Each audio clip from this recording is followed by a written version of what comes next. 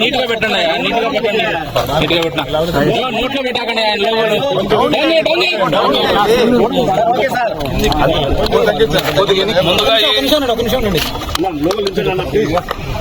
ముందుగా ఈ అవకాశం ఇచ్చిన ఒంటిమిట్ట ప్రజలకి, చంద్రబాబు నాయుడు గారికి, లోకేష్ గారికి, చెమ్మూర్తి జగన్మోహన్ రాజుకి, బీసీ జనార్దన్ రెడ్డి గారికి, రాంప్రసాద్ రెడ్డి గారికి, ఎస్ఎం షారుఖ్ గారికి, దీపక్ రెడ్డి గారికి, సవితమ్మ గారికి, కార్పొరేషన్ చైర్మన్లకి, ఎమ్మెల్యేలు చిట్టిబాబు గారికి, జనసేనకి, బీజేపీ నాయకులకి అందరికీ నా ధన్యవాదాలు.